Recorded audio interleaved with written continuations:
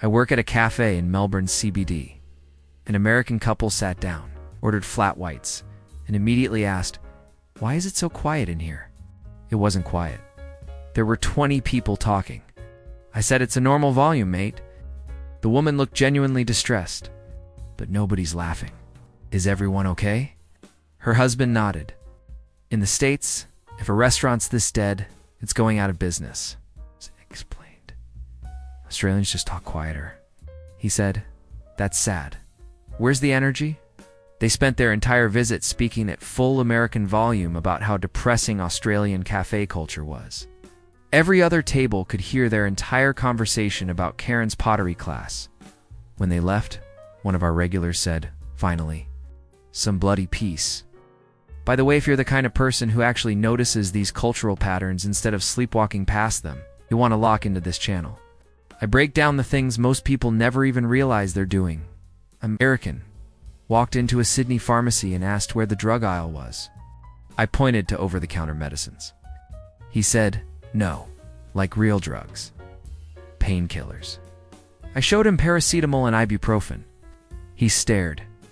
"That's it? Don't you have the good stuff?" "Mate, this isn't a Las Vegas vending machine.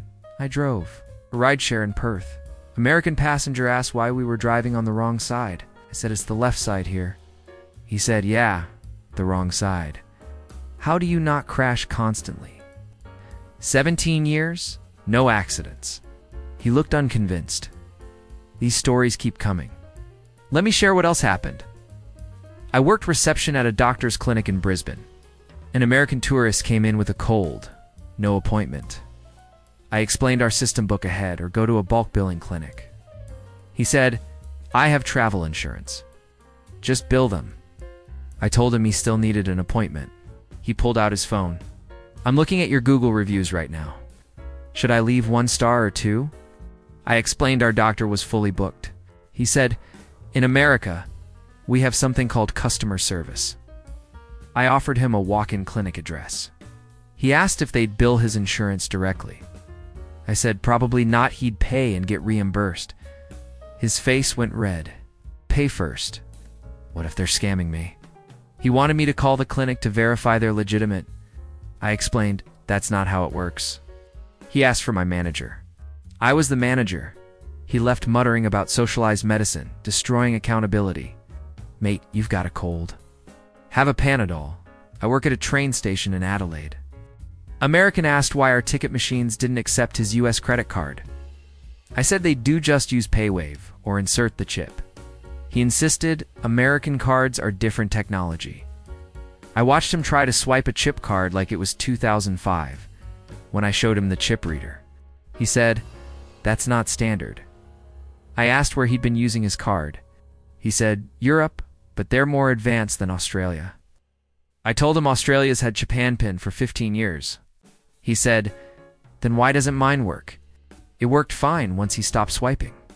He looked betrayed by his own card. Asked if our machines had changed his card settings. "No, mate. Physics doesn't work like that." This is the level of nuance I break down every week. The stuff most people miss because they're too busy reacting, not analyzing. If you want the insider lens on cultural logic gaps like this, subscribing makes sure you don't miss the next one. A managed a hostel in Darwin.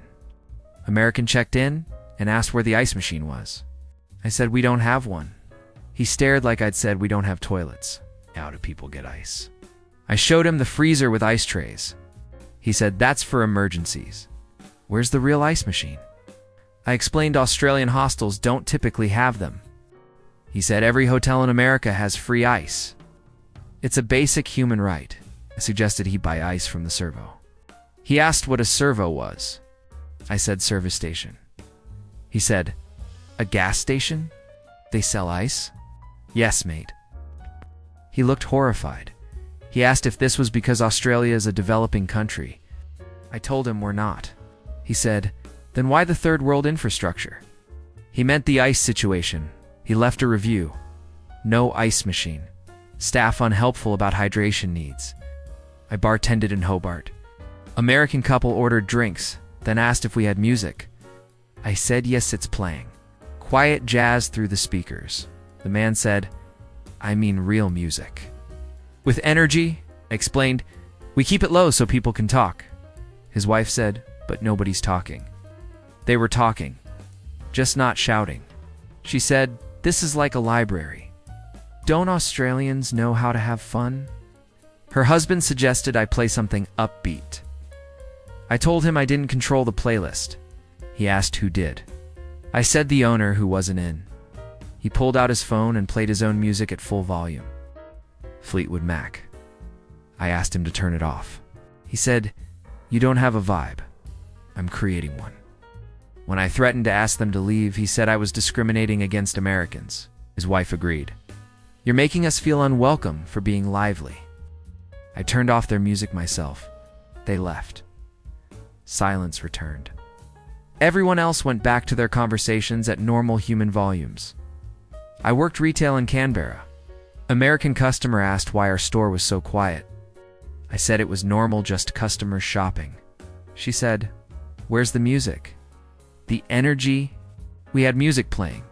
She meant loud music. I explained Australian stores keep it low. She said that's depressing. How do employees stay motivated? I said we're fine.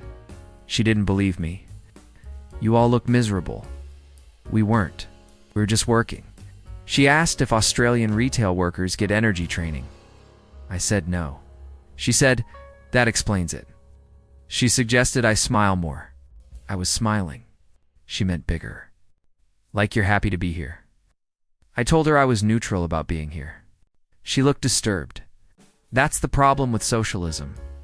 Nobody cares anymore. We're not socialist. She insisted we were. Free healthcare makes people lazy. She left without buying anything, citing bad energy. I managed a library in Newcastle. American tourist came in and immediately started talking at full volume on his phone. I asked him to lower his voice. He whispered dramatically. Like this? It was still loud. I said quieter. He said, I can barely hear myself. Everyone else could hear him fine. I explained libraries are quiet spaces. He said, in America, we have freedom of speech. I told him that's not what that means. He said, you're censoring me. I offered him a private study room for his call. He said, why should I hide? I'm not doing anything wrong. I explained the policy. He asked if it was because I'm American. No, mate, it's because you're loud. He filed a complaint with the council. Said I violated his rights. The council didn't respond. He followed up twice. They told him to use his inside voice. I worked at a resort in Cairns. American guests complained our pool area was too quiet. I said people were relaxing. He said, nobody's talking. Is something wrong? Everyone was talking, just quietly. He said, in America, poolside is social. This feels like a funeral. I explained Australians relax differently.